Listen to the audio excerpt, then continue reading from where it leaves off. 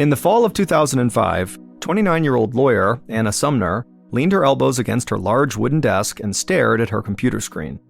It was hard not to let her mind wander. She could see downtown Atlanta, Georgia, right from her office window.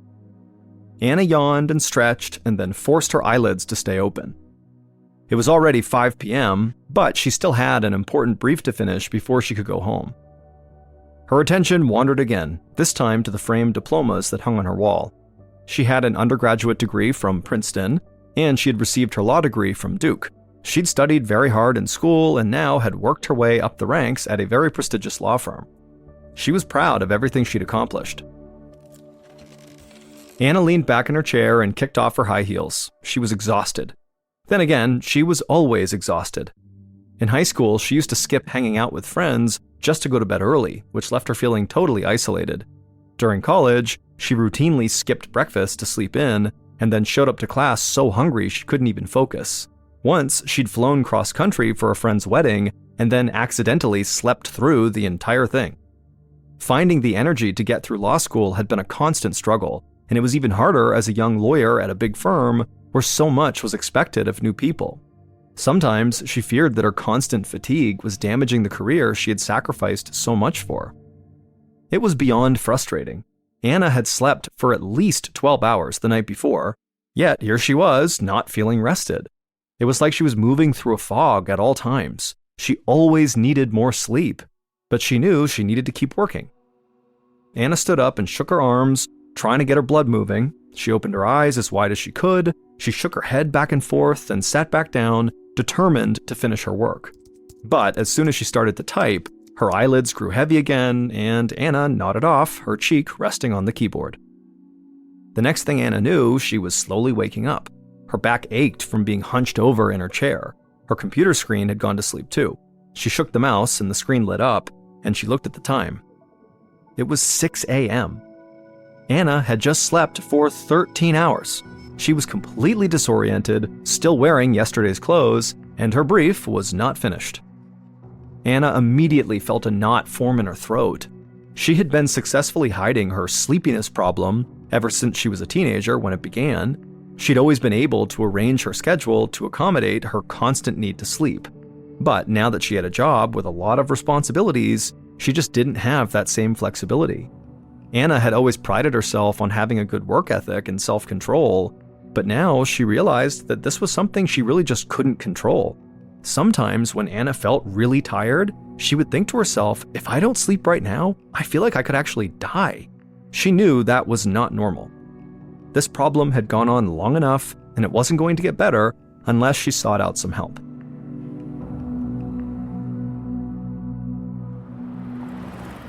A few days later, Anna drove to the Emory Clinic Sleep Center in Atlanta. It was inside an old, faded building undergoing significant renovations. In fact, there was still construction going on outside. Anna plugged her ears as she walked past jackhammers slamming into concrete. She checked in, and a few moments later, a gray-haired, round-faced doctor walked her back to a large exam room with chairs and a bed. He adjusted his glasses and then introduced himself as Dr. David Rye, the lead neurologist at the clinic. He motioned for Anna to take a seat and asked her about her symptoms. And she told him that she basically craved sleep the same way a drug addict craves a fix.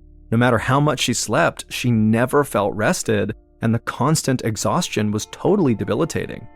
Dr. Rye nodded understandingly and suggested they begin with a very basic test. He asked Anna to simply take a nap, right there in the exam room. And so Anna laid down on the bed. She could still hear the loud construction noises going on outside, but it didn't bother her. Within moments, she was asleep.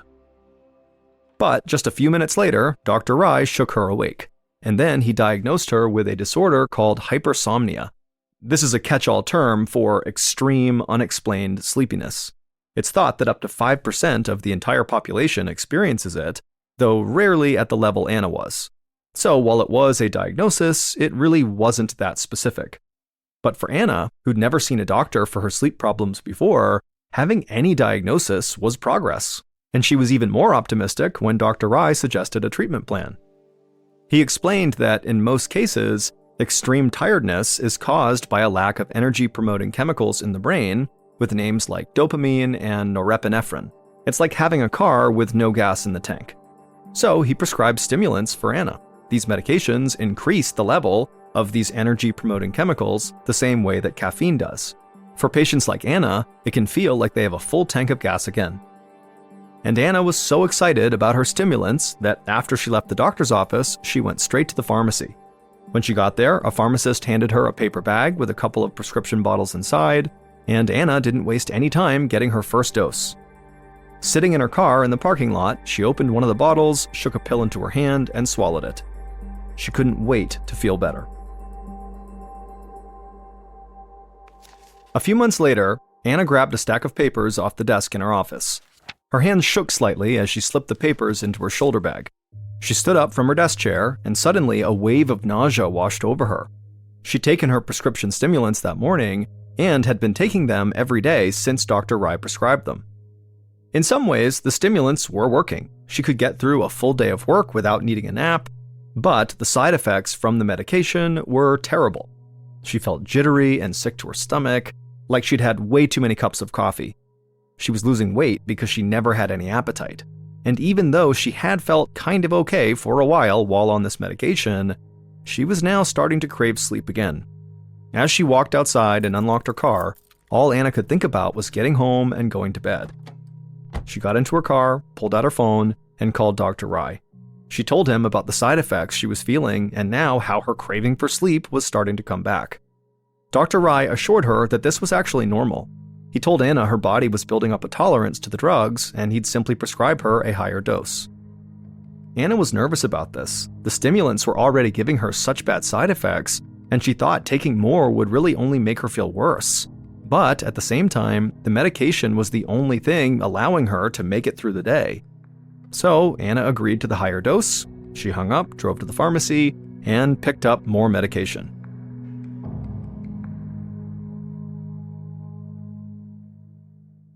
One year later, on a Friday in April of 2007, Anna was wrapping up her work for the week when the phone on her desk rang. It was her boss. He wanted her to come up to his office before she went home. Anna's hand trembled as she set down the receiver. She wasn't sure if the trembling was from a side effect of the stimulants or from nerves from what her boss just asked her to do. She knew what this conversation was going to be about, and she'd been dreading it for months. Anna had begun missing entire days of work without warning and without explanation. Even though she was constantly taking all of her stimulants, it wasn't uncommon for Anna to still literally sleep days away. Sometimes she'd go to bed and sleep for 20, 25, or even 30 hours straight. It didn't matter how many alarms she set either. Anna slept through all of them, only waking up when her body finally let her. Anna got up from her chair and her legs felt heavy. Even now, with adrenaline coursing through her body, all Anna wanted to do was sleep. It took all her strength to trudge down the hall to her boss's corner office. She knocked on the door, and then, in a somber tone, her boss asked her to come inside. Anna sat down across from his desk and tried to stay composed. She felt angry at her body for betraying her. She'd put in so many years of hard work, and she was sure that it was all about to slip away. But Anna's boss didn't fire her. He reassured Anna that he valued her contributions, but he was really concerned about her health. Though Anna rarely talked about it, her boss was quite aware of her sleep issue, and so he recommended that she take a 6-month leave of absence so she could get to the bottom of it. Anna didn't want to do this. She wanted to keep working, but she knew that taking this leave of absence was probably the right thing to do. If she couldn't be consistently relied on, she wouldn't be helping the firm, her clients, or herself. So she thanked her boss for understanding and promised to do everything she could to get back to work soon. The next afternoon, Anna was lying on her couch at home, trying to make sense of her struggles. She sipped on a cup of coffee and tried to watch TV, but as usual, she couldn't stop herself from nodding off. This time, though, waking up was worse than ever. Her head was pounding and the light coming in through the blinds seemed overwhelmingly bright. She had sharp hunger pangs in her stomach and her joints felt stiff and her muscles were weak and shaky. It took all her effort just to roll onto her side. She saw the TV had shut off and the cup of coffee she'd just been drinking was now totally cold and the cream inside of the coffee was clearly rotten and curdled at the top of the cup. Anna was confused and grabbed her phone on the coffee table, and she checked the time and date. And what she saw literally did not seem possible. According to the time, Anna had just slept for 53 hours straight. It had been over 2 days since she'd laid down on the couch, but it felt like, a second had passed. Staring at the date and time on her phone, she felt sick. Her symptoms were really starting to frighten her. How long would she sleep the next time? A week? More? How could she live anything like a normal life if this was what happened to her? She called Dr. Rye's office immediately, and he thankfully had an immediate appointment available. As Anna dragged herself off the couch and walked out to her car, she felt weak and clumsy. Walking was like trying to pull her body through sludge these days. She gingerly lowered herself into the driver's seat and then drove straight to the Emory Clinic Sleep Center.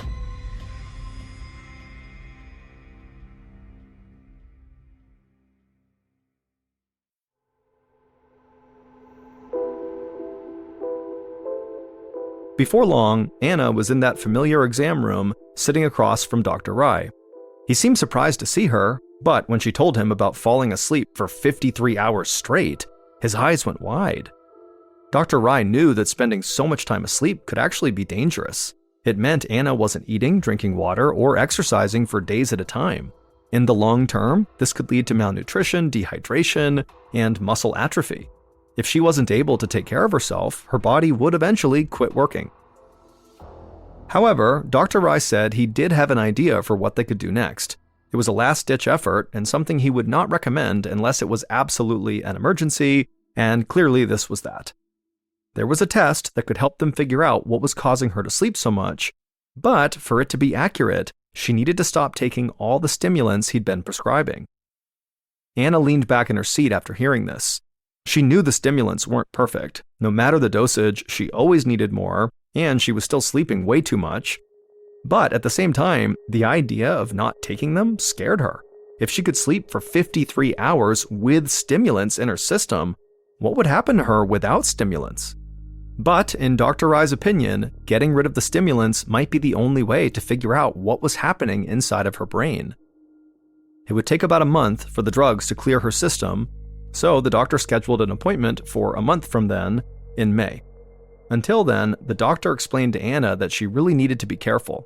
Once she stopped taking these stimulants, she shouldn't drive, just in case she fell asleep behind the wheel, and she should have someone looking after her, making sure she ate, drank, and moved around every day. Anna realized that what the doctor was saying was, without these stimulants, she could not live alone anymore. And so, after she made it home from the clinic, she called her parents, who lived in Mississippi, and she told them she needed their help. Her parents immediately agreed, and her mother said she'd come to stay with Anna in Atlanta for as long as she needed. Anna was relieved to hear this, but at the same time, she was so tired she could barely function. She felt like she was literally sleeping her life away. A month later, in May of 2007, Anna's mom helped her get into the passenger seat of her car. With no stimulants in her system, Anna felt even more lethargic and totally confused. All she knew on this day was that they were going to the sleep clinic to see Dr. Rye. The whole ride, Anna sat with her head leaned against the window, watching trees and buildings blur together as she slipped in and out of consciousness. When they got to the Emory Clinic Sleep Center, Anna felt so stiff and heavy that her mom had to help her get out of the car. Anna could barely keep her eyes open as she leaned on her mom's arm, and then she shuffled her way into the clinic, feeling like she had cinder blocks stuck to her feet. Dr. Rye met Anna in the waiting area and walked her back to an exam room. They sat down, Dr. Rye in a chair and Anna on the bed. And as soon as Anna was sitting down, she started to feel herself beginning to fall asleep. As she struggled to stay awake, Dr. Rye explained the procedure they'd be doing that day. He said sleep was largely controlled by a person's brain. The brain uses nerves and chemicals to send messages through the rest of the body, and if the balance of these chemicals is thrown off, it could make someone sleep far too little or far too much. Dr. Rye thought this could be what was happening to Anna, but he needed to analyze the fluid inside her spinal cord to be sure. This meant he would need to insert a needle into the base of her spine and withdraw some of the fluid, a procedure known as a spinal tap. Dr. Rye instructed Anna to lay down on the bed in the fetal position with her back facing him. Then he injected a local anesthetic near her spine, and Anna's back went numb. Then Anna began to feel pressure and a burning sensation as Dr. Rye inserted the needle into her spine and removed a sample of her cerebrospinal fluid. When the procedure was over, Dr. Rye told Anna it would take a few days for the results to come back. And so Anna stood, her back numb and her whole body exhausted, and she shuffled out to the waiting room where her parents were sitting. Then the parents helped Anna out to the car, they got inside, and they drove back to Anna's house in Atlanta. Anna barely made it inside before she collapsed into bed and fell asleep. A few days later, Dr. Rye was getting ready to leave work to head home when one of his assistants rushed inside and told him that the results of Anna's test had come in. Dr. Rye adjusted his glasses and then peered down at the data on his computer screen. He reviewed the chemical breakdown of Anna's cerebrospinal fluid, and what he saw shocked him so much that he called over other doctors to take a look. Every sleep specialist at the clinic was totally surprised. The results were so bizarre that one doctor even started laughing at the absurdity of the numbers they were seeing. They had literally never seen anything like this. But while the other doctors stood in disbelief, Dr. Rye felt a mixture of hope and unease. He had seen results like this before, in an Italian sleep study from the 1990s. In that study, a group of people who had symptoms similar to Anna's were given an experimental drug that cured their sleepiness. It was a drug that Dr. Rye had on hand, which meant he might be able to use it to cure Anna too. But there were problems that made Dr. Rye hesitant. That Italian study had been discredited after the research was found to have some serious issues. Plus, the drug used in that study to cure their sleepiness was never approved by the Food and Drug Administration to treat sleep disorders, and it could cause bad side effects like seizures, so giving it to Anna would definitely be a risk. But faced with Anna's spinal tap results, Dr. Rye thought the risk was worth it, and so he called Anna and told her that he might be able to treat her sleepiness, but they need to do one more test. The next month, in June of 2007, Anna came back to the Emory Clinic. She'd been off the stimulants now for 2 months, and it felt like her body was close to shutting down on her, like she'd never be able to do anything except sleep again. Every footstep she took was a total battle. She dragged herself into the exam room and crawled into the bed. She felt a nurse lift her arm, swab near her wrist, and then jab her with an IV needle. Anna was vaguely aware of other movement in the room. Multiple nurses were standing by, just in case Anna had a bad reaction to the drug, like a seizure or worse. Anna watched as Dr. Rye rolled a screen into the room. Everything looked slightly blurry to her. She heard Dr. Rye say they were doing a test to measure her brain's reaction time, and then he put a remote in her hand and told her to press the button as soon as she saw numbers appear on this screen. Anna tried to follow his instructions, but at the same time, she felt herself drifting in and out of consciousness, and so when a number popped up, she would press the button like she was told to, but she could tell by the look on Dr. Rye's face that she was not doing a good job. After the test was over, Dr. Rye told Anna that her reaction times were similar to someone who had just been up all night, or who had been drinking very heavily. And so now that they had these control results, they could try the medication that Dr. Rye hoped would help her. Anna watched as Dr. Rye put something into her IV bag. The liquid dripped through the tube into her arm and into her bloodstream. But Anna didn't feel any better. Her head felt like a lead weight. Her eyes were so dry that they burned, and the whole room seemed foggy. It took everything in her not to slump over and let her eyes close. For a moment, she had a horrible feeling that this new treatment was not going to work. She would never be able to hold a job or even live by herself again. Then she heard Dr. Rye's voice at her side saying he was going to try a higher dose of this drug. Anna struggled to take a deep breath. She waited for something to happen. Then her eyelids snapped open. The room came into focus, and Anna felt like she could hear and see again, and she didn't feel a desperate urge to sleep. Dr. Rye ran the reaction time test again, and Anna didn't have to work to focus on the screen. The reflex test that had seemed impossible before felt very simple now. When they were finished, Anna looked up at Dr. Rye, close to tears, and she told him she felt alive. For the first time in her adult life, Anna felt truly awake. Dr. Rye watched Anna for a moment. In all the time he'd known her, he'd never seen her look this alert. She sat up straight, her eyes were clear and focused, and she was smiling at him. He couldn't help but smile back. It was incredible to see how much of a difference this drug was making. Dr. Rai sat down next to Anna and told her that he had never seen a patient like her before. Her brain was basically full of naturally occurring anesthesia. He explained that there's a chemical messenger in everyone's brains known as GABA, G-A-B-A, that helps regulate sleep. Many sleep aids and drugs used for surgical anesthesia make the brain respond more strongly to GABA. The stronger the response, the sleepier a person gets, Dr. Rai said. And the reason Anna's doctors were so shocked by her test results was because her naturally occurring GABA activity levels were as high as a person who was about to go into surgery. Every day of her life, 24 hours a day, Anna was walking around with the same level of sedation as a person about to have all their wisdom teeth removed. Dr. Rai watched Anna's jaw drop as she realized that she hadn't just been tired for most of her life. Her own brain had been literally knocking her out. This drug that Dr. Rai had given her was called flumazenil. Usually, flumazenil is used in hospitals to help people who are overdosing on sedatives or having trouble waking up from anesthesia.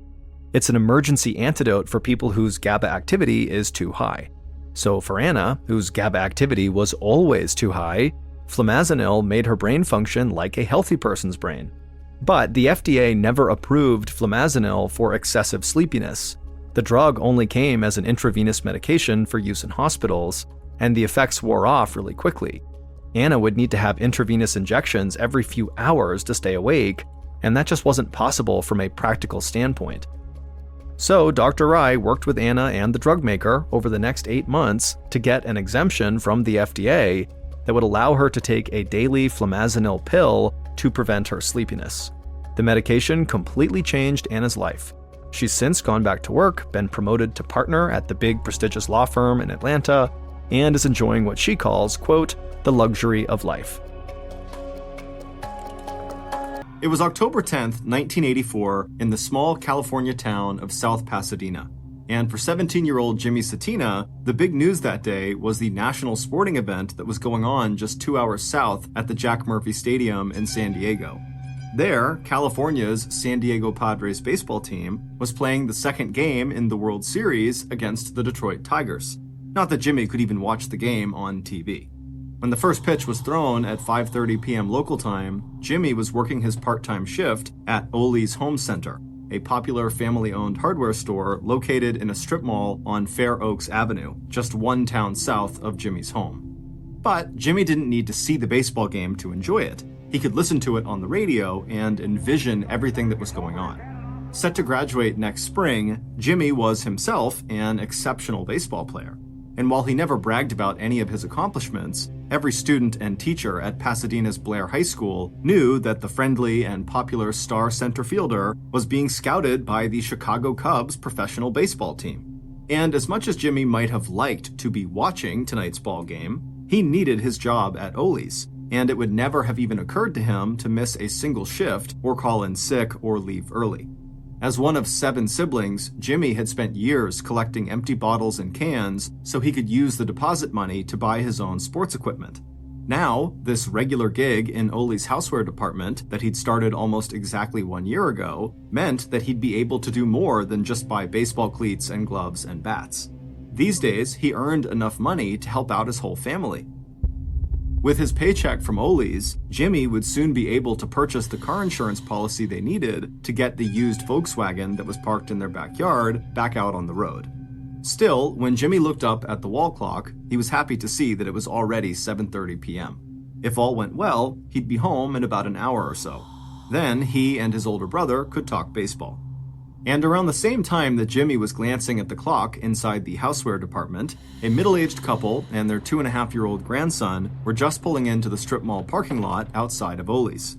Like Jimmy inside, Billy and Ada Deal, the middle-aged couple who had just pulled up, they also knew the hardware store would be closing soon, so they told their grandson, Matthew, that he'd need to wait until after they were done their shopping before they could stop for ice cream at a nearby Baskin-Robbins ice cream parlor. To save time, the grandfather, Billy, would go by himself to the lumber department for the lengths of wood he needed to complete a small home repair project, and his wife, the grandmother, 50-year-old Ada, would take Matthew to the paint department. A few minutes later, as Ada pushed Matthew in the shopping cart along the aisles lined with paint cans, 26-year-old Carolyn Krause looked up from her workstation in the paint department and smiled as she heard William chatting in toddler talk to his grandmother. Carolyn, who was married to a lieutenant in the Los Angeles Police Department, had 2 children of her own, a 3-year-old son and a 2-year-old daughter. Now, Carolyn also glanced at her watch. Her own mother was taking care of her 2 children while Carolyn was at work. But her mom would be stopping by in just a few minutes to pick up the keys to Carolyn's house so she could put the 2 kids to bed. Carolyn pushed her blonde hair back behind her ears. She thought maybe she heard the little boy in the shopping cart say the words ice cream. Carolyn smiled as she pulled the house keys out of her purse and slipped them into her pocket to give to her mom. Over in the hardware department of Ole's Home Goods, 19-year-old Jim Obdam had worked one of the longest shifts of anyone at the store that day. He'd arrived during the day and was staying on into the evening until the store closed. Like Jimmy Satina, Jim Obdam would be glad to get home and catch up on the World Series. The San Diego Padres had lost the first game the night before, but Jim was betting that the Padres would even the score that evening. Just after 8 p.m., Jim Obdam heard a muffled announcement over the store's public address system. He couldn't understand the words, but that was nothing new or surprising. The sound from the speakers was low quality, and it always echoed in the big open space of the store, which was about 1/3 the size of a football field. And Jim was headed to the front of the store anyway, so if there was any news he needed to know, he'd find out soon one way or another. But before Jim could reach the south-facing entrance, he looked sideways into one of the aisles, vaguely aware of something that seemed out of place. That's when he noticed a column of dark smoke in the air that must be rising from one of the display racks. Right away, Jim veered off to his right towards the paint department. He wasn't feeling afraid of the smoke. If there was a fire, it must be a small one that they could extinguish very quickly, and he could already see customers heading towards the exit. But in case that muffled announcement had been an evacuation order, Jim wanted to make sure that all the customers in the store, along with the staff, knew they had to get out. It shouldn't take long, not this close to the time when the store was closing anyway, but he knew how reluctant a lot of people could be to just walk away from a cart full of items they hadn't had a chance to buy yet. So when Jim saw Carolyn at her workstation in the paint department, he just asked her quickly if there were any customers still in her department, and right away she jumped up and told him she would go check. After that, Jim headed towards the hardware department, where he instructed a few customers who were looking at tools to get out as quickly as possible. And that was when he saw a middle-aged woman pushing a small boy who was seated inside of her shopping cart. It was Ada Deal and her grandson Matthew. When Ada didn't respond right away to Jim's request that she and the little boy exit the store immediately, Jim spoke again to Ada, but this time with a little more authority in his voice. "You should probably leave the cart right here," he told the woman. "Just take the child out of his seat in the cart and follow me." And then Jim turned, leading them towards the nearest exit. Jim still wasn't too worried about the smoke he'd just seen, especially since that was all he'd seen, just smoke and no fire. But that changed a moment later when he turned around, and for a few seconds, his brain could not even process what he was seeing. In a matter of minutes, the column of smoke he had seen earlier had turned into a literal wall of flame. And a moment after that, the fire behind him seemed to take off across the ceiling overhead, and the air around him was suddenly so hot it felt like his skin was on fire too.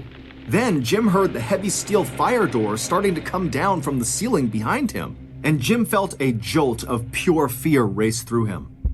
Those floor-to-ceiling barriers were only programmed to roll down in the event of a catastrophic fire, one so hot and already so completely out of control that it had already melted the locks in the regular doors.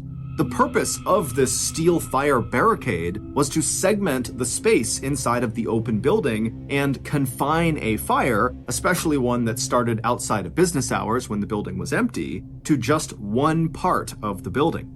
But if those doors were coming down now, while staff and customers were inside, the barricades cut off access to the fire emergency exits around the edges of the building that led to the outside.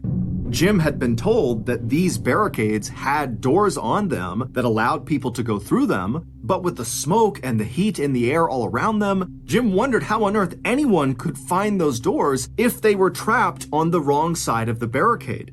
And as Jim is thinking about this, he realized he was all alone. The woman and the little boy she was with, they were nowhere to be seen. A second later, there was a popping noise and the lights in the building went out.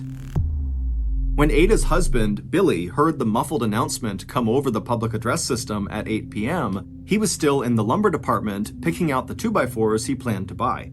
Billy could not make out the words he was hearing, but when he looked at his watch and saw the time, he automatically assumed that customers were being reminded that the store was about to close. And Billy could already see people starting to head for the front of the store, some of them just leaving their carts behind them. And even after a young man jumped down from a forklift truck he'd been operating and yelled, "My God, it's a fire!" It was like Billy's mind refused to believe it. Billy felt like nothing could be wrong. He didn't see a fire, and he certainly didn't smell any smoke. But a moment later, Billy saw several people running through a fire door and heading in his direction. Billy took a few quick steps forward until he could actually see through this fire door into the west side of the building. And when he saw the huge cloud of dark smoke, he had only one thought: where was his wife and grandson? Turning around, Billy ran as fast as he could towards the opposite fire door, the one closest to where he knew Ada and Matthew had been shopping. But when he looked behind him, just a few seconds later, back towards that fire door, the cloud of smoke that he had seen had somehow turned into a raging column of flames licking from floor to ceiling. As Billy screamed Ada's name, he was praying that his wife and grandson had already left, heading out to safety through the same front doors they'd used to enter Ole's just 30 minutes earlier. But when Billy looked outside those doors now, all he could see were the flashing lights of a fire truck that had just pulled up to the curb. A few minutes after 8 p.m., when Jim Obden staggered out of the home center through one of the emergency exits, he was covered in soot from the smoke and fire, and his arms, neck, and ears had suffered second and third-degree burns. After the lights had gone out, Jim Obden had fallen to his hands and knees, and choking on the smoke in the air, he'd crawled along a wall until, by pure luck, he'd found an emergency fire exit and gotten outside. Now, dazed and disoriented, Jim touched one hand to his wrist, wondering why his skin was so hot. But the skin he touched just peeled right off his arm and fell to the ground. By the time the first 6 firefighters had jumped off Engine 81, flames were hissing and rolling out from under the southeast door of Ole's Home Goods. On the 3-block drive from the fire station to the hardware store, all the fire captain had seen at the roofline where Ole's was located had been a thin blanket of haze. That sight had reassured the captain, and he had relaxed a little bit. The fact that he couldn't see any glow of fire or buildup of smoke over the store location made him think that this was probably a dumpster or nuisance fire, not a structural fire that could do serious damage to the building or anyone who had been inside. But once on site, the fire captain knew he'd been totally wrong. And when Billy Deal, Ada's husband and Matthew's grandfather, ran over to the captain shouting that his wife and grandson might still be inside the burning building, the fire captain instantly began preparing for a rescue attempt, still confident that his team could save anyone who was just 10 feet inside of the building. But as soon as the captain and his men entered that southwest door, all they saw was a blinding inferno. In just 7 minutes, the fire at Ole's Home Center had flashed up from the ground level across the ceiling of the interior space, and the heat from the overhead flames had been so intense that it set practically everything in the store below on fire in an instant. The captain radioed for help. He needed more engines and more firefighters. But after repeating that the request was top priority, the captain could not believe his ears when he heard dispatch send one responding engine off in the wrong direction. What he didn't know at that time was that another fire had erupted at a grocery market just 6 blocks away, at almost the exact same time as the emergency call had come in from Ole Hardware Store. And it would turn out that an hour and 15 minutes before that, a similar fire had erupted 7 miles north of Ole's at yet another food market, this one in Pasadena. By the time the first arson investigator arrived at Ole's, he had just enough time to start snapping pictures of the fire before the 1-acre roof in the center of the building caved in and a torrent of fire and sparks suddenly lit up the night sky in the center of South Pasadena. Standing next to this investigator was Ada's husband, Billy. Long after the investigator was sent away to the second fire just a few blocks away from Ole's, Billy would remain waiting in the parking lot of Strip Mall for the next 22 hours. Before the night was over, it would take 32 separate fire engine companies and 125 firefighters to put out the blaze at Ole's. Early on the afternoon of October 11th, less than 24 hours after the first fire truck had arrived at Ole's home center, the investigation into the cause of the fire was called to a sudden halt. Arson investigators from the Los Angeles County Sheriff's Department, as well as from the California State Fire Marshal's Office, had all arrived on the scene early that morning. These investigators are trained to look at what is left behind after a fire is put out and figure out whether and how the fire might have been started on purpose, a crime known as arson. Once at Ole's, the 6-person team, armed with shovels and wheelbarrows, spent the next several hours searching for human remains and trying to figure out where and how the fire had started. All around them, bulldozers and skip loaders were lifting, moving, and sorting through piles of blackened and smoking debris. But all that detective work instantly gave way to body recovery when workers in the northern section of the hardware store, far away from that first column of smoke that Jim Obden had spotted the night before, found their first charred human remains. At about 4 p.m. that afternoon, officials sifting through up to 2 feet of water and wreckage discovered the bodies of Ole employees Jimmy Satina and Carolyn Krause, both lying near one another just 7 feet from an emergency exit door. 50 minutes later, and about 40 feet away in the northwest corner of the building, officials discovered the bodies of Ada Deal and her grandson Matthew. For Billy Deal, along with the families of Carolyn Krause and Jimmy Satina, this news was devastating. In the 22 hours that they had kept vigil in the strip mall parking lot, they had hoped against hope that by some miracle, their loved ones might have survived. In the week that followed, more than 1,200 people would attend the church service for 17-year-old Jimmy Satina, and 50-year-old Ada Deal and 2.5-year-old Matthew would be buried together in the same casket, the little boy cradled in his grandmother's arms. By late Thursday, October 11th, so one day after the most deadly fire in South Pasadena history had broken out at Ole's home center, investigators released a preliminary report on the cause of the blaze. According to lead investigator Jack Palmer, an arson cop and 25-year veteran of the Los Angeles County Sheriff's Department, there was no evidence that the fire had been set deliberately. Instead, Sergeant Palmer theorized that the fire was accidental, and that its point of origin had been an electrical fire that started in the store attic. But not everyone who had examined the scene at Ole's on the day after the fire was fully on board with the official report. According to an investigator with the California State Fire Marshal's Office, the fire had to have started somewhere inside the building close to the ground floor. And even though the fire itself had destroyed any real clues about its origin, Jim Allen was not ready to rule out the possibility of arson, and he filed his own report that listed the cause of fire as, quote, undetermined, end quote. And soon, the state fire marshal investigator had a very powerful ally who was even more vocal in disagreeing with the official line that the Ole fire was accidental. 35-year-old John Orr, the investigator who had stood next to Billy Deal in the parking lot on the night of the fatal fire, had straight out told the family of fire victim Carolyn Krause that he believed the fire was an act of arson. And John was someone whose opinion carried a lot of weight among firefighters and arson experts. After joining the Glendale Fire Department as a firefighter 10 years ago, John's ability to ferret out the causes of suspicious fires had eventually earned him his job as arson investigator. When John stepped back and looked at the events of October 10th, what he saw sounded all of his alarm bells. 3 fires at 3 retail stores, all during business hours? His own investigation into the 2 smaller fires at the grocery stores on October 10th had shown that they were most likely set deliberately in racks full of potato chips, an oil-saturated food that would catch fire and burn quickly. But even though there was no such point of origin at the Ole Home Center fire, and even though the Ole fire had been much more serious, John did not like what he considered a pattern among the 3 fires. So even after the Los Angeles County Sheriff's Department closed the books on the Ole Home Center fire, John decided to keep digging.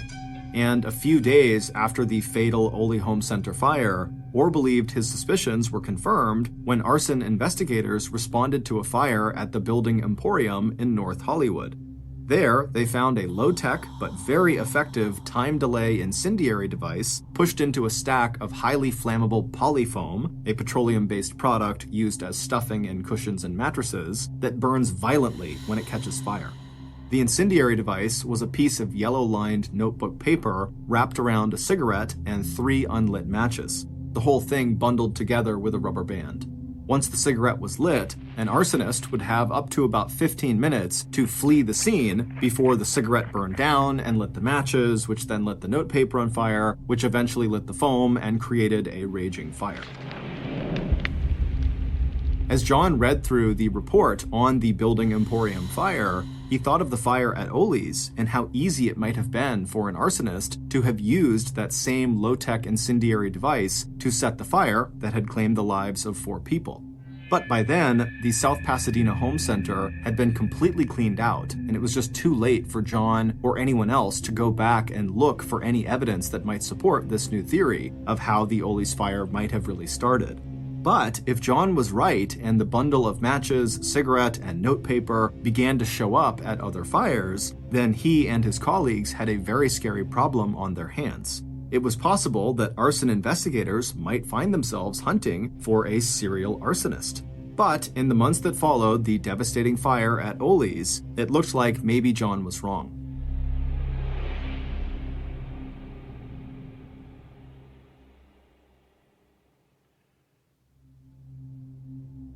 Over the next 3 years, the Glendale Fire Department in Southern California was plenty busy responding to emergency calls.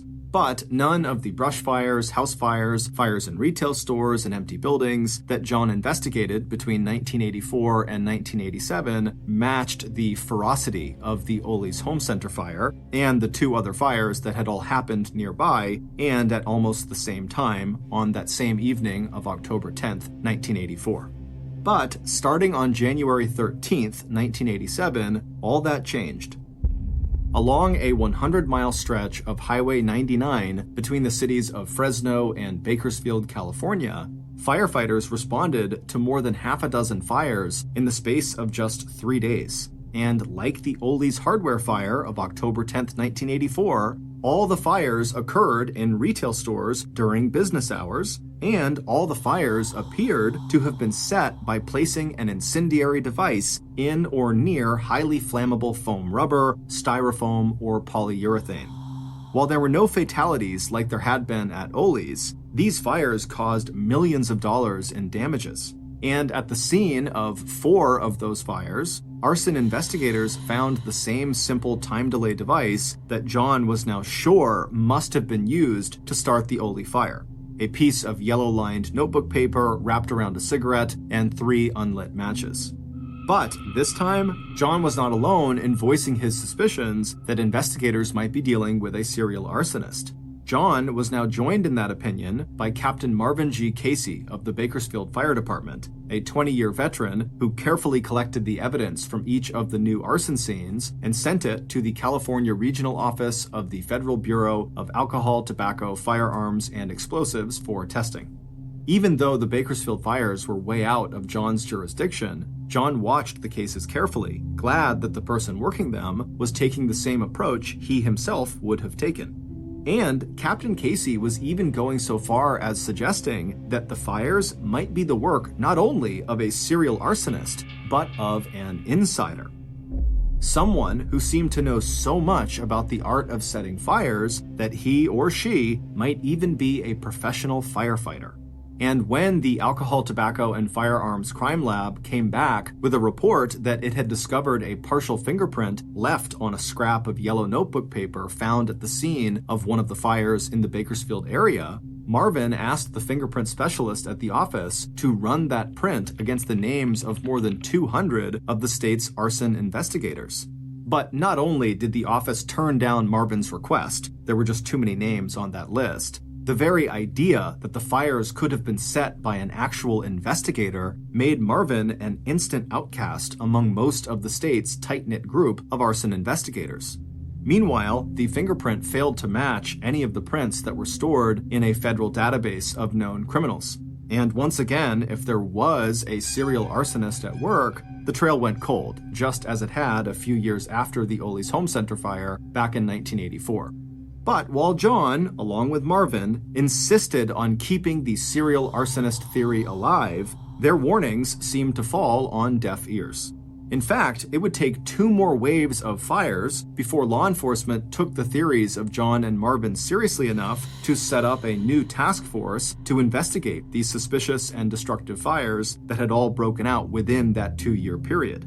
Calling itself the Pillow Pyro Task Force, this group of arson investigators targeted a criminal they now called, quote, a real pyro, end quote, someone with an uncontrollable need to set more fires. The first wave of fires that prompted the creation of this task force started on March 3, 1989 in Pacific Grove, California, 4 hours north of Bakersfield. That's when area fire departments responded to a series of 6 suspicious fires that all fit the profile of the Bakersfield fires of 1987, as well as the profiles of the fires that had all occurred at nearly the same time in South Pasadena on October 10, 1984, when the Ole Home Center fire claimed the lives of 4 people. Like those earlier fires, all the Pacific Grove fires happened in retail sites during business hours, and investigators again found evidence of the now familiar time delay incendiary device made from yellow notepaper, a cigarette, and unlit matches, all hidden inside the same highly flammable polyurethane materials. After this wave of fires, which caused millions in damages but no loss of human life, Marvin once again floated his theory that the arsons were the work of an insider, and now he handed a much shorter list of names of California arson investigators to the California Office of Alcohol, Tobacco, and Firearms, asking crime techs to compare that one partial print found back in 1987 on the scrap of yellow notepaper to the names of just 10 arson investigators. Those names represented investigators, which included himself and John, whose work may have taken them to both the Bakersfield and Pacific Grove areas during the times when these suspicious fires had occurred. But, once again, there were no matches, and even Marvin had to admit that his theory of the arsons being an inside job had hit a total dead end. But no sooner had the fires in Pacific Grove cooled off than Southern California was practically lit up by a series of 19 arsons or arson attempts that took place between late June 1990 and early March 1991. This 9-month-long wave began on June 27th with a brush fire that broke out in the College Hills area of Glendale, destroying 30 homes and severely damaging another 37 properties. And this time it was John who was called to the scene and who eventually uncovered evidence that the devastating College Hills fire had probably been caused by the incendiary device that was by now a signature of the serial arsonist that would soon be the quarry of the special Pillow Pyro Task Force. More was yet to come in December when 7 retail stores in the Los Angeles and North Hollywood area went up in flames all within 3 weeks of each other, followed in March by 8 suspicious fires in Hollywood, 5 of them set on the same day, March 27th. But even after finding the signature incendiary device that John now believed traced all the way back to 1984 when Ole's Home Center burned to the ground, it wasn't until April 17, 1991, more than a year after the Pillow Pyro Task Force was formed, and 7 years after the fatal Ole's Home Center fire, that law enforcement finally got the tip that would eventually help them uncover the identity of one of the most prolific serial arsonists of the 20th century. But first, the Pillow Pyro Task Force had to catch their suspect red-handed, actually setting a fire or somehow revealing themselves as the arsonist. But, thanks to a series of human errors early on in the task force's attempts to mount a surveillance operation, catching their suspect in the act took much longer than anyone on the special task force ever expected. Because right after they got their first good piece of information, their suspect was seen stopping at a drugstore to buy cigarettes and matches. The task force surveillance team was horrified to see the suspect look under the back bumper of the car they were driving and discover the location tracking device that the surveillance team had installed to monitor and record their suspect's movements. After being in place for only just a couple of days, the device had come loose, and the suspect had quickly spotted the device antenna that was practically dragging on the ground. Now, not only was the suspect on notice that they were being watched, the publicity surrounding the devastating series of fires in College Hills seemed to have scared the arsonist into putting away their matches, cigarettes, and yellow-lined paper. And for the next several months, all investigators could really do to build their case was to show employees who had been working at the time of various arson fires that had taken place in the last 4 years to see if any of those employees could pick the suspect out of a photo lineup.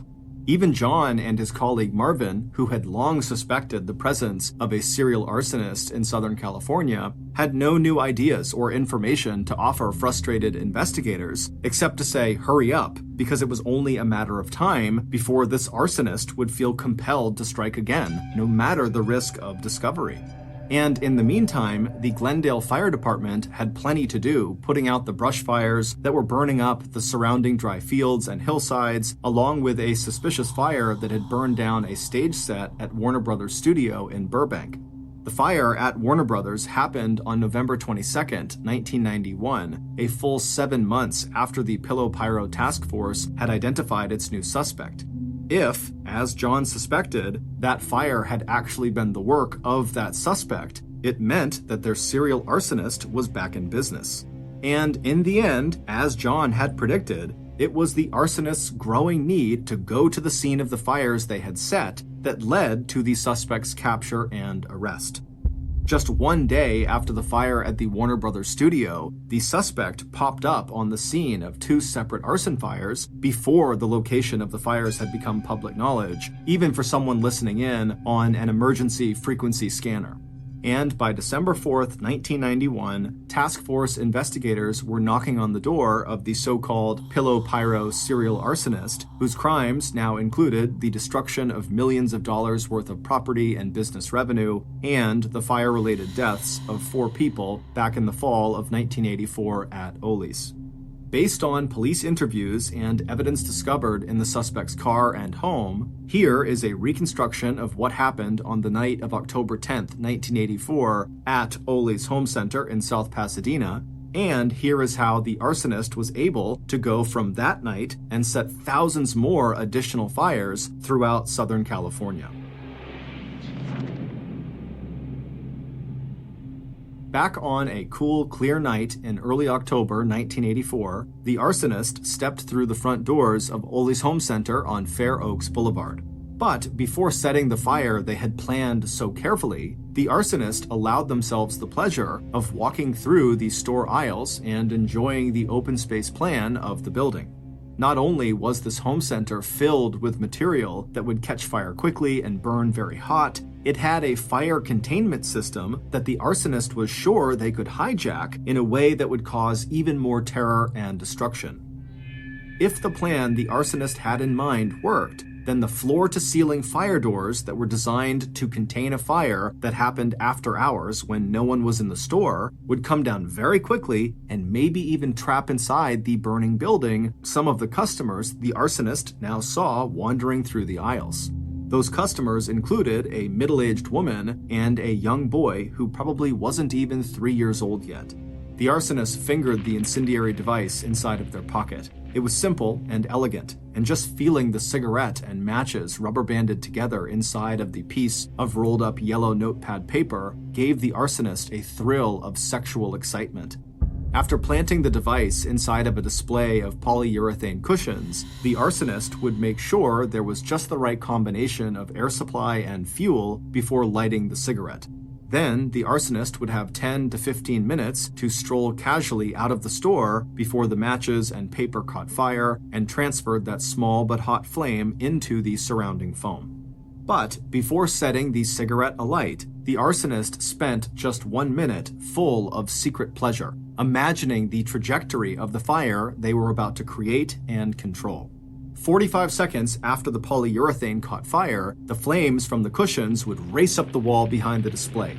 Then, the 1,000-degree heat would push its way across the ceiling and walls and melt the door locks that would in turn trigger the roll down of the north and south floor-to-ceiling fire doors. Maybe the woman and the little boy would be trapped inside of one of those areas. The arsonist could imagine the woman pulling the little boy out of the shopping cart and holding on to him as she looked down the aisles around her and saw flames boiling out towards where she was standing. There might be other people trapped in the store, employees and would-be heroes who would understand too late that what they thought was a little smoke was in fact a raging inferno, and they would try to get everyone who was still in the store outside.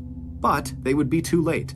By the time the fire shorted out all the lights, it would also burn through the ceiling into the attic, where the hot flames would find a fresh source of oxygen that would cause the fire to become even more intense and even more deadly. And by the time the first fire engine arrived, the firefighters would also be too late. The arsonist would have exposed the fatal flaw in the store's fire containment system by starting a fire so hot that the automatic roll down of the fire doors would actually prevent people from getting out and making it impossible for firefighters to rescue anyone trapped inside. The arsonist had also made sure that the emergency response, at least at first, would be inadequate, because the arsonist had set 2 other fires that evening, one that broke out at a food market in Pasadena just before 7 p.m., and another that would ignite any minute now in a display of oil-saturated potato chips at a food market just 6 blocks away. Those fires would be nothing, though, not compared to the one that was about to engulf Ole's home center. The other 2 were just diversionary fires, ones that would mean fewer fire engines would be available to respond to the truly magnificent fire that the arsonist was about to set right now. Glancing around to make sure that no one could see what they were doing, the arsonist carefully, lovingly, lit the cigarette nestled inside its yellow paper in the nest of highly flammable polyurethane foam cushions. A moment later, as he passed through the paint department, the arsonist smiled at a young woman behind the counter who was handing a set of house keys over to an older woman who must have been the younger woman's mother. A minute or 2 after that, Glendale Fire Department's crack arson investigator, John Orr, a man later known as the Pillow Pyro, left Ole's home center through the front door. John had already been to the site of the first fire he'd set that evening, a food market in Pasadena.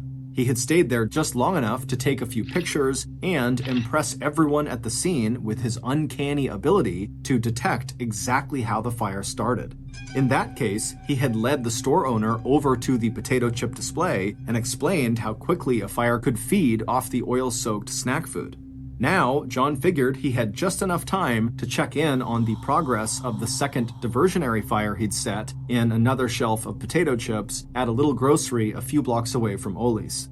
Then he would come back here in time to watch the main attraction, the total destruction of this hardware store and everything inside of it.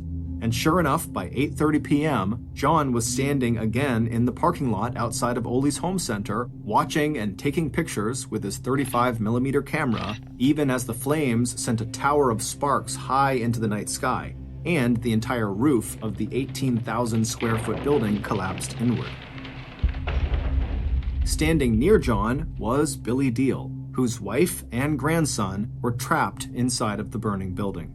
Billy was still standing there when the sister of Carolyn Krause, the young woman who had been standing behind the counter in the paint department when John had left the hardware store at about 10 minutes before the fire broke out, approached John. When she told him that her sister Carolyn was still missing, John glanced away from the viewfinder of his camera just long enough to tell her that once they went in to look for bodies, they'd be sure to keep an eye out for Carolyn.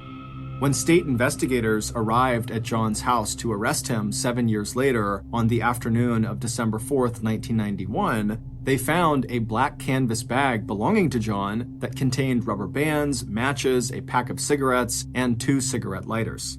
And under the floor mat behind the driver's seat in the city car John drove, investigators recovered a pad of yellow-lined notepaper. But it would turn out investigators had already discovered the key pieces of evidence that would eventually put one of California's most respected arson investigators behind bars.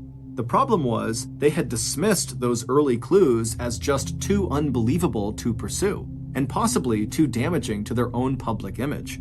Because, going all the way back to 1987, Captain Marvin Casey from the Bakersfield Fire Department had very solid grounds for suspecting that the wave of fires, first in the Fresno area and 2 years later in the Pacific Grove area, were the work of a professional firefighter.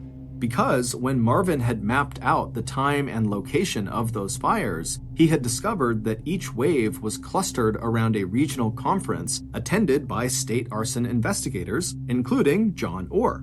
And once investigators had recovered the partial fingerprint from one of the crime scenes, Marvin was able to narrow his list of possible suspects down to just 10 investigators. And that list included John and 9 others who had attended both the 1987 and 1989 conferences, which meant each of the people on the list had been in the general location of the fires, and each had traveled to and from the conferences alone, which meant they would have had the opportunity to set the fires without anyone seeing them. But due to a mistake at the Bureau of Alcohol, Tobacco, and Firearms Crime Lab, crime techs failed to match the recovered print to the print they had on file for John Orr. It was a mistake that would allow John to continue setting fires for another 4 years.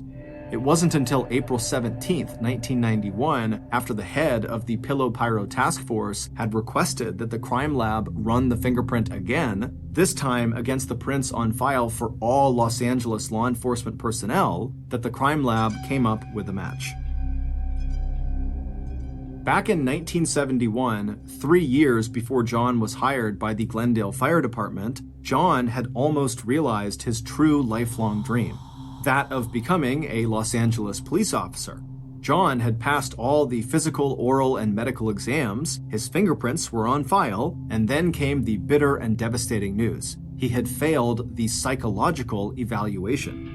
According to the Los Angeles Police Department's psychologist, John was a schizoid person who was withdrawn and who had issues with women and sex. Bottom line diagnosis: personality trait disturbance and an emotionally unstable personality. Exactly the kind of man who would later leave the print from his left ring finger on an incendiary device recovered on January 16, 1987, from the site of a fire at the Family Bargain Center in Tulare, just south of Fresno, where state arson investigators, including John, were attending an annual conference. But important as that matching fingerprint would be in the court case against John Orr, there was another piece of evidence that John himself handed over to investigators on a silver platter.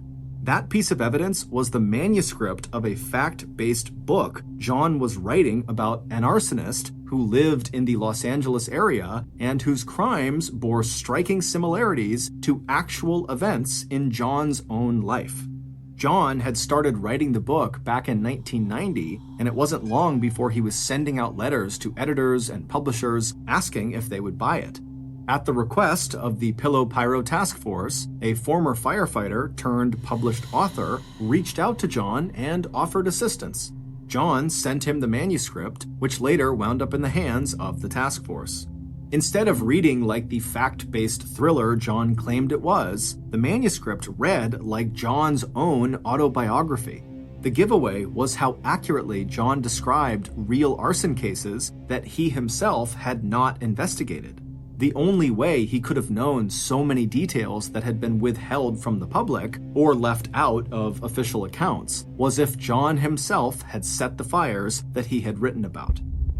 In particular, John wrote a detailed description of his protagonist, a serial arsonist, setting fire to a hardware store in South Pasadena called Cal's, a fire that in the manuscript wound up killing 5 people, including a grandmother and her 2.5-year-old grandson, a little boy named Matthew. In his book, which John titled Points of Origin, a phrase that refers to the starting point of a fire, his arsonist was furious when investigators declared the hardware fire was accidental. Just as John in real life had wanted the Los Angeles arson cop investigating the real-life fire at Ole's Home Center on October 10, 1984, to recognize that conflagration as the brilliant work of a gifted serial arsonist. In particular, John wanted the credit he felt he deserved for the skill and artistry that he had put into creating a fire that burned so hot and fast that in the end, not everyone could escape the flames. Instead, the official report listed John's perfect arson as accidental. And in real life, John would spend the next 7 years after the fire at Ollie's hardware store drawing as much attention as possible to his theory that all of these fires had been set by a serial arsonist who turned out to be none other than himself. John knew that back in 1989, he had been very lucky when the Bureau of Alcohol, Tobacco, and Firearms had failed to match that fingerprint found at an arson scene to John's own fingerprint. But what John had said about a real pyro not being able to stop setting fires turned out to be true of John himself. Even after he discovered the tracking device that had been installed under his car bumper, and he knew that he was a suspect in the Pillow Pyro investigation, ultimately John could not control his own compulsion. And by 1990 through 1991, he practically set entire areas of Southern California on fire. Right up until the moment in late November 1991, when even John could not explain how he managed to appear immediately on the scene of so many fires before anyone else even knew those fires had started to burn. Starting with his first trial on arson charges in 1992, John would face a total of 3 state and federal trials. By 1998, John would be convicted of a total of 4 murder charges and 23 counts of arson. He is currently serving a life sentence at California State Prison. Before John's arrest in 1991, the number of brush fires in the foothill areas near John's home in Los Angeles had averaged 67 every year dating back to 1981. After John's arrest, that number dropped to just 1 brush fire a year in that same area. When arson investigators conducted a similar survey of arson fires in retail stores during business hours, going back 10 years, they determined that most of the 78 fires they found that matched those criteria had probably also been set by John Orr. In total, California law enforcement would eventually attribute as many as 2,000 fires in Southern California set between 1984 and 1991 to John Orr, the so-called Pillow Pyro. Our major source of information for creating this episode was Joseph Wambaugh's nonfiction book titled Fire Lover, published in 2002. We also relied on the documentaries, court records, and historical newspaper articles you can find on our source list provided in the description. Insane jobs in the world is being a saturation diver for an oil and gas company. These highly specialized divers go down to extreme depths to do construction and demolition on underwater structures. The extreme pressure on their bodies from being so deep will cause some of the mixed gas they breathe to get trapped inside of their body. Now, this is harmless while it's happening, so while they're down at depth, this doesn't matter. But when they ascend, they have to do what's called decompression stops, where they basically stop in the water column at certain depths and just wait and allow these trapped gases to naturally come out of their body. Now, if they skip these decompression stops and just rush to the surface, those trapped gases will not leave their body and they will expand inside of them, causing a condition called decompression sickness, or the bends, and it can be fatal. Now, these decompression stops get longer and longer the deeper you go. And in the case of saturation divers, they'll go as deep as 2,000 feet. And for reference, in order to safely ascend from 2,000 feet, it would take you about 33 hours. And so these oil and gas companies can't afford to have their divers taking 33 hours in between dives, and so they came up with a clever workaround.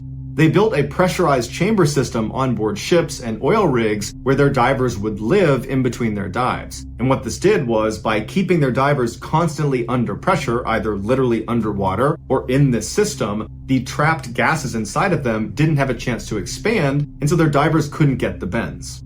The divers would live inside of this incredibly cramped chamber for weeks at a time, getting transported to and from the seafloor inside of this small pressurized sphere that's called a dive bell that could detach from the chamber without totally depressurizing the whole system. At the end of these divers' multi-week shifts, they would do one long decompression stop inside of the chamber. And then when they were done, they'd step out of the chamber and they'd be fine again. In September of 2012, a 32-year-old saturation diver named Chris Lemons was on board a dive ship in the middle of the North Sea. He, along with 11 other divers, had just started a 4-week-long saturation shift. On the 12th of that month, Chris, along with 2 other divers named Dave and Duncan, were scheduled to perform routine maintenance on an oil platform 330 feet below the surface. The North Sea is notorious for terrible weather, but this day the weather was especially bad, and they considered not doing the dive, but ultimately they decided to do it anyways. As Chris, Dave, and Duncan put on their diving equipment and climbed from their living chamber through the tunnel into the dive bell, the captain of the ship navigated directly over this oil platform and then flipped on autopilot mode, which activated dynamic positioning.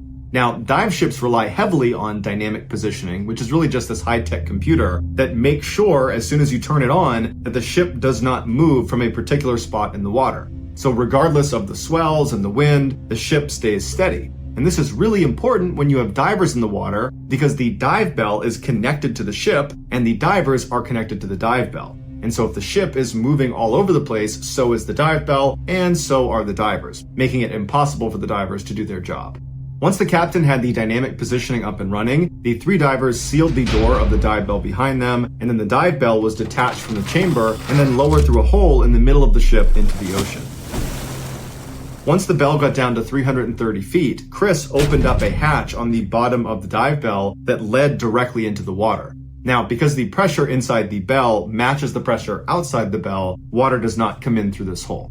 Duncan was the bellman for the night, so he would not be going out and doing any diving. He would be staying in the bell to support Dave and Chris. And so he helped them get their big helmets on and connected their umbilical to each of them.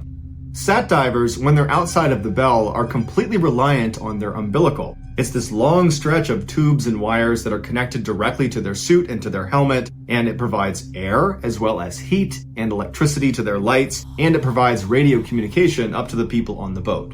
Once Chris and Dave were all set up, they slipped through the hole at the bottom of the bell, which brought them down to this little platform that was suspended right below the bell, and from there they leapt off all the way down to the sea floor. Now, sat divers will say that leap from that platform is both amazing and terrifying, because once you leave the bell, it's completely pitch black all around you, so there's no reference point of how fast you're going or even how close to the ground you are. And so it feels like you're just sinking into this endless abyss before you crash into the ground. Once Chris and Dave did hit the ground, they stood up and began walking, and they were directed by the radio in their helmet which direction they needed to go to reach this oil platform. The oil platform was 11 meters tall, and it looked like a sort of pyramid of these big steel pipes. They climbed up the side until they reached their respective working area, and then they settled in to do their job, which they expected to take about 6 hours. At first, everything was going to plan, but about an hour into the job, something went terribly wrong on the surface. The dynamic positioning computer failed. Now, the captain immediately saw it and just expected the backup computer to kick in and take over. But in a terrible turn of luck, the backup computer also failed. And so very quickly, this huge dive ship began drifting in the rough seas, dragging with it the dive bell and the divers 330 feet below. While the captain struggled to try to fix the system and get it back online and get the ship back on station, another crew member hopped on the radio and called down to Dave and Chris, who were outside of the dive bell, and told them to abandon the structure and get back in the bell ASAP. And Chris and Dave could tell from the urgency in this person's voice that this was no drill, this was serious. Chris and Dave were both positioned on the south side of the structure about halfway up, and their umbilicals were running straight up the structure and then northward because the ship was drifting northward. So neither Chris nor Dave could go around the structure. They needed to go straight up before being able to climb their umbilicals back up to the bell. And so both men began climbing, but they could feel the tension on their umbilical was getting tighter and tighter, and Dave managed to get all the way to the top, and he cleared the lip, and as soon as he was on top, he started getting pulled away from the structure. And he looked to see if Chris was also getting pulled, and all he saw was Chris's umbilical, impossibly stretched, still draped over the south side, and he could not see Chris. And that's when Dave, Duncan, and all the people on the surface heard Chris come over the radio frantically saying he was stuck on the underwater structure. His umbilical had gotten wrapped around one of the pylons. And so through the radio, Chris asked Duncan to give him more slack. But Duncan said, "There is no more slack. We are completely tight here. You have to get it free." And Chris would say, "I can't unfree it. It keeps getting tighter and tighter. I can't get it off the pylon." And so Dave jumped down onto the platform and tried to pull himself over to Chris, but his own umbilical was getting pulled towards the dive bell, and so he could not help Chris. And so Dave knew he couldn't do anything, so he turned and began crawling up his umbilical towards the dive bell, and as he's climbing, he hears behind him this extremely loud explosion. It sounded like a shotgun going off, and what it was Chris's umbilical snapping under the tension. As soon as the umbilical snapped, it sent Chris flying backwards off the structure, falling towards the ocean floor. Without his umbilical, he wouldn't have had light, he wouldn't have had a radio to talk to anybody up on the boat, he wouldn't have had heat, and the water was just barely above freezing, and so he would have been very cold very fast, and he would not have had an air supply. Although he would have had 2 backup canisters on his back that would automatically turn on, however, they only gave him 5 or maybe 6 minutes of air. And so when Chris hit the ocean floor, it would have been eerily quiet and totally, completely pitch black. He stood up at some point and looked around him and didn't see anything, but knew he had to get back to the underwater structure. It was his only chance of anybody finding him again. And so he had to make the impossible decision of just choosing a direction and blindly walking, not having any idea what you're walking towards. Choose wrong and you might walk over a cliff. But at some point, Chris made up his mind and just began walking in a single direction, and miraculously, he walked into the underwater structure. He climbed up the side until he got to the top, which was a flat metal grate, and there he looked around and saw there was no dive bell, there was no sign of anything. It was just him. He was completely all alone. And he must have known at this point that he was running out of air. He probably had maybe 1 or 2 minutes left. And so he would have been acutely aware that even if they're looking for him, they're not going to find him in time. He's going to die. And at some point, breathing would have become extremely difficult until there was no more air, and then he would have passed out and keeled over.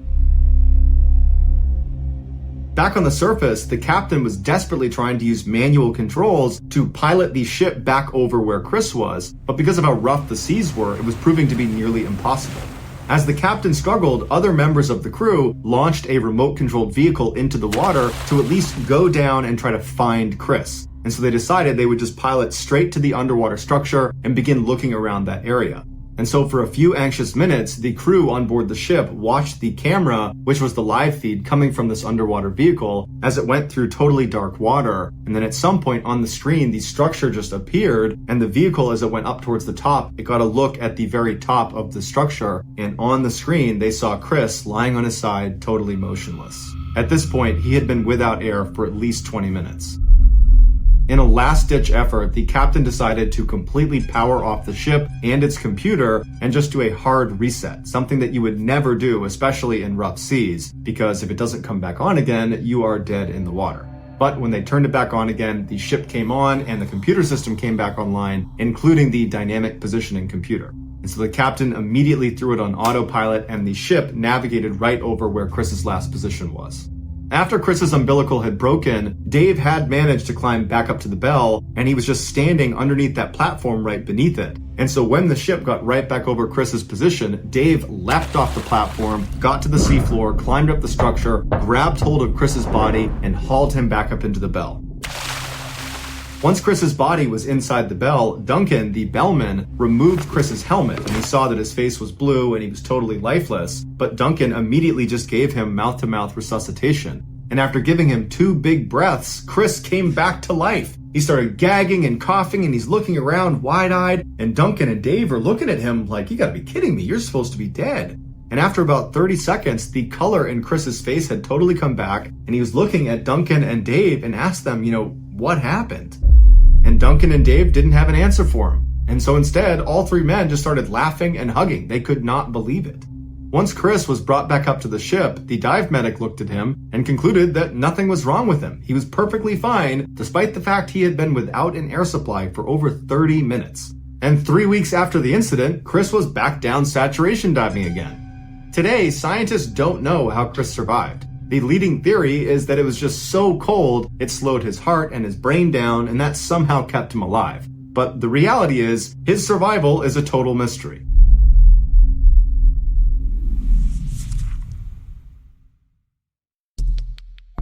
Our next and final story is called The Torngots.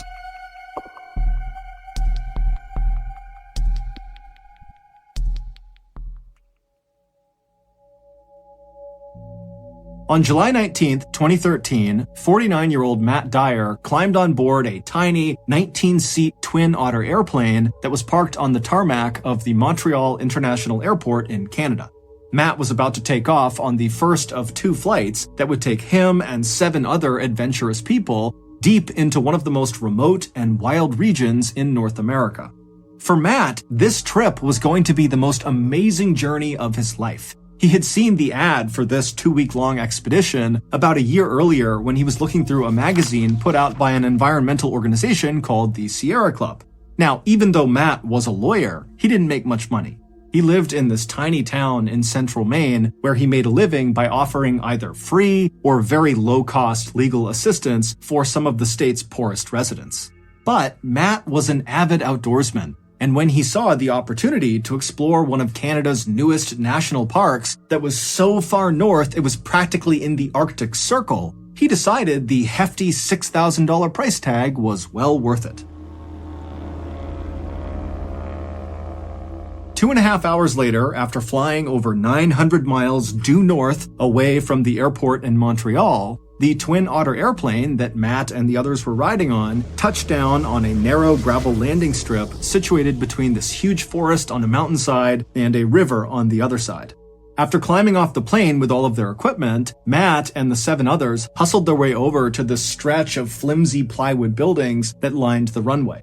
These buildings and this entire area they were in was not a part of this new national park they were going to. This was like their staging area to prepare and get ready before catching another flight that would bring them into the park. And so Matt and the 7 other people he was with, which included the 2 trip leaders from the Sierra Club, they would stay at this temporary base camp for the next couple of days, going over their hiking routes and talking about emergency procedures and protocols. And then after those 2 days were up, the group felt like they were ready. And so the group packed up all their things and they boarded the tiny float plane out on the water that would take them to their final destination, this new Canadian national park, better known as the Torngat Mountains. 45 minutes later, the pilot of the float plane began to descend through the clouds to make their landing on a little water inlet. And as the pilot did that, Matt and the 7 others were able to look out the window and actually see the Torngat Mountains for the first time. Now, all of them had seen dozens and dozens of pictures of this area, but seeing it for the first time in person was still shocking. The area looks like an alien planet. The wilderness in and around the Torngats is not the same kind of wilderness we think of when we think about going hiking in the forest or going camping or something. No, the wilderness in the Torngats is primordial. It's like you're looking out at a place from the very beginning of time, like dinosaurs should be walking around this area. As far as Matt could see, in any direction were these huge, jagged mountains that had been carved out of the earth by glaciers hundreds of thousands of years ago. And those same glaciers had created hundreds of waterways between the mountains called fjords that almost looked like blue-veined fingers. And even from high up in the plane, Matt could look down and the water of these fjords were so clear that he could see these speckled backs of brown trout swimming beneath the surface. But while this landscape was undoubtedly spectacularly beautiful and pristine and totally incredible, it was equal parts unwelcoming to people. There are no roads in the Torngats, there's no campsites, there's no facilities, there's no internet, there's no cell phone, and the weather is unbelievably harsh. It's freezing cold and wet most of the time, and then even when it's a little bit warm and a little bit nice there, the weather can change in an instant and become freezing cold and wet all over again. And so, as such, the handful of visitors that go into this area every year are expected to be 100% self-reliant, because this really is one of the most dangerous wild regions in the world. But for Matt, as he looked out his window and surveyed this landscape, he wasn't second-guessing his decision to go into this hostile environment. No. I mean, the reason he was willing to fork over all that money to go on this trip is because he really wanted to experience extreme wilderness firsthand. And so finally, the pilot of the float plane came into land on this little water inlet, and then the pilot ferried the craft over to this beach, and then Matt and the 7 others piled off onto land with all of their things, and then as the pilot turned around and left, the two Sierra Club trip leaders, a 61-year-old man named Rich Gross and a 60-year-old woman named Marta Chase, told the group to pick up their things and follow them. And so Rich and Marta led the hikers about 500 feet away from where they had just been dropped off, up to this slightly elevated, mostly flat area that kind of overlooked the fjord and had this incredible view of all the mountains around them. Now, unlike the temporary base camp they had been at for the past couple of days, this camp was nowhere near any forests. They were basically on a wide open plain that kind of went right up into these mountains, so it's very wide open where they're staying. And so after Rich and Marta instructed the group where to set up their tents, Matt and the others got to doing that, and then after they were all set up, Rich and Marta put a small electric fence around the perimeter of their tents to keep any nosy animals out, and then the group headed up a little bit higher on this mountain near them to take their first group photo. And in this photo, they all look so happy and so excited for what's to come. And over the next couple of days, their trip would go exactly to plan. During the daytime hours, they would hike all of their pre-planned hiking routes all over the mountains and down near the water, and at night they would eat their food and drink fresh water from the fjord and swap stories from back home. But their perfect trip was about to become a nightmare. In the early evening hours of Tuesday, July 23rd, so 2 days after the group arrived in the Torngat Mountains, Matt and the others returned from one of their hikes. Now, the day had been cold and rainy, but the group was in good spirits. This was their last day at this particular camping spot. The next morning, they were going to pack up and head farther inland to their next camping spot.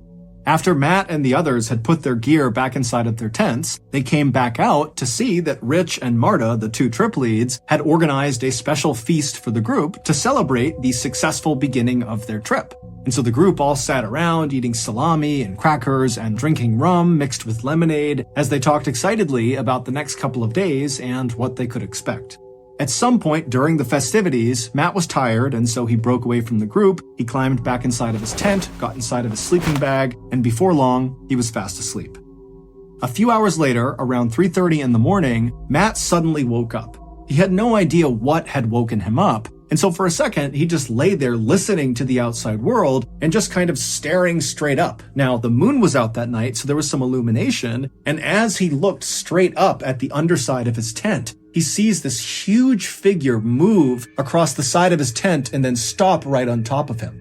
And then before Matt's brain could process what was happening, this huge figure began pressing down on the fabric of Matt's tent. And so he's seeing his tent collapsing in on him. Matt's not doing anything. He's not saying anything. He's just watching in horror. And then suddenly the tent rips open and these two arms reach into the tent and they grab at Matt. And Matt threw his hands up in defense and screamed out for help. And as he did that, he suddenly felt this vice-like grip on the top of his head. And then before long, he was being pulled out of the hole in his tent out into the night. And as Matt is being dragged along on the ground, having no idea what's going on, he can't move. All he can hear is this crunching sound, which he would later find out was the sound of his skull and jaw breaking. And he started to smell this horrible rotten fish smell, and then he felt what felt like saliva coming over his face. And then Matt began kind of trying to look around because he couldn't really move his head, and he noticed all he could see was white fur. And it was then that Matt realized he was in the jaws of one of the world's most powerful and deadliest predators. Standing 10 feet tall on its hind legs and weighing as much as 1,700 pounds, the North American polar bear sits right on top of the Arctic food chain. And now this apex predator was dragging Matt by the skull down to the beach where Matt knew he would be eaten, even if Matt was still alive when the eating began.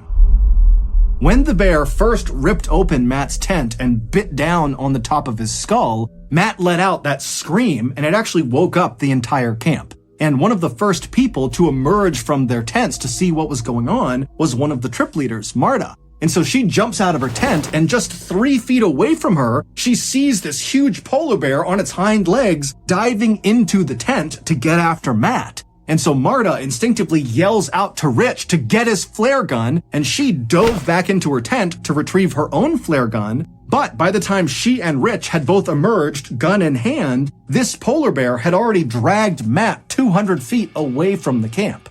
And by this point, the other hikers in the group had also emerged from their tents, and after realizing what was going on, they just stood there, absolutely paralyzed with shock, staring at this bear dragging one of their companions down to the beach to be killed. Then, after Rich fired his flare gun generally in the direction of the bear, it kind of snapped the group out of their paralysis, and then moments later, they were all screaming and banging pots and pans to try to terrify the bear into releasing Matt from its jaws. Matt couldn't hear the sounds of his companions calling out to try to save him, nor did Matt feel any pain. He was in shock. The only thing going through Matt's head as he was being dragged along the ground to the beach was, I'm going to die. I'm either going to die on the way to the beach, or when I get there, then when the bear starts eating me, I'm going to die. And when he thought about this, it was with a kind of eerie, calm detachment. Like he wasn't sad or mad, it was just kind of a fact. This was going to happen.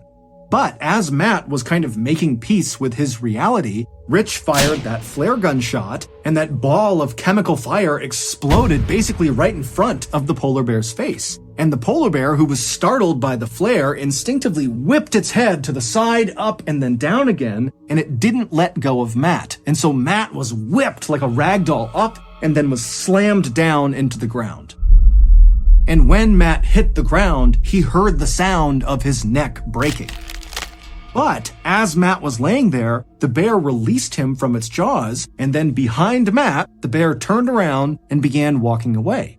And so Matt could hear the sound of its big paws moving away from him, and suddenly Matt's thinking, oh my god, I might survive this. And so he tried to lay as still as he possibly could so as not to attract any attention, and he began repeating in his head over and over and over again, please bear, go away, please bear, go away. But, as if out of a horror movie, as Matt is laying there repeating this phrase, he hears the sound of this bear stopping, turning around, and start moving back towards him. And so Matt's just thinking, okay, it's gonna come back over here, it's gonna bite my head, and that's the end. But, luckily, Rich, by this point, one of the trip leads, had run down closer to the beach, reloaded his flare gun, and right as this bear was going to bite Matt again, Rich had fired that flare, and once again, the chemical fire had kind of exploded right near the bear, causing it to get startled. It turned around, it ran off, and this time the bear did not return. It would turn out Rich and Marta, the two trip leaders from the Sierra Club, had chosen a location for this campsite that was so heavily trafficked by polar bears, it was referred to as a polar bear highway.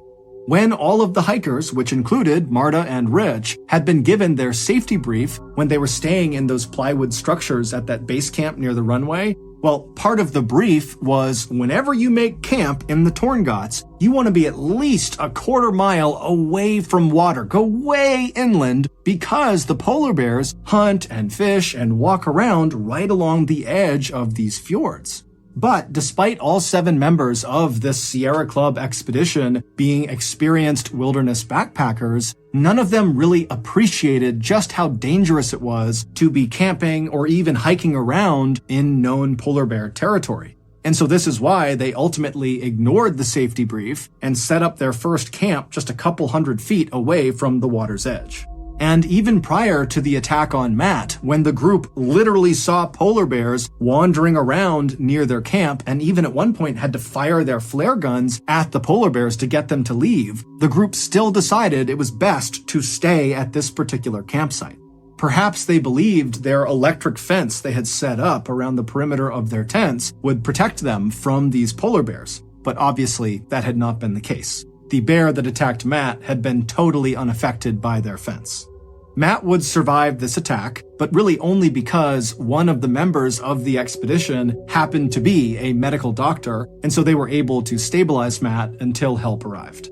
Matt's injuries were extensive. They included a broken skull, a broken jaw, he had slash marks and puncture wounds all over his head and his neck, and all of those wounds got horribly infected. And also his voice was permanently changed as well because the bear also slashed his vocal cords.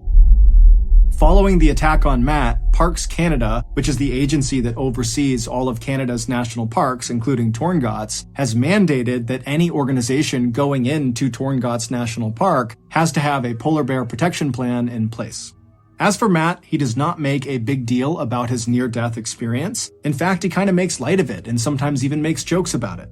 As for the polar bear that attacked him, Matt holds no ill will. If anything, the attack has made him more interested and appreciative of the apex predator. In August of 2014, so 11 months after Matt's brush with death, he returned to the Torngotts and even visited the actual site of the attack, perhaps to get closure.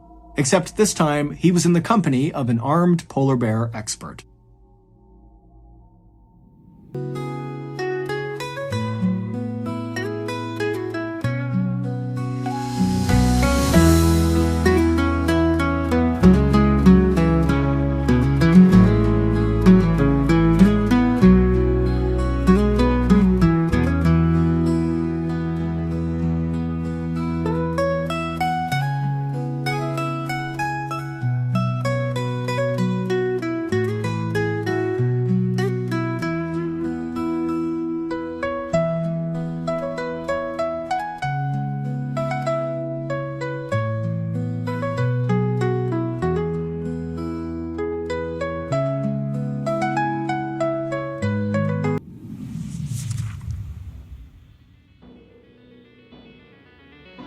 Thank you for listening to the Mr. Ballin podcast. If you got something out of this episode and you haven't done this already, the next time the Amazon Music follow button needs a phone charger, offer them your broken one that only works when you bend the cord at a certain angle. This podcast airs every Monday and Thursday morning, but in the meantime, you can always watch one of the hundreds of stories we have posted on our main YouTube channel, which is just called Mr. Ballin. We have a registered 501c3 charitable organization called the Mr. Ballin Foundation that honors and supports victims of violent crime as well as their families.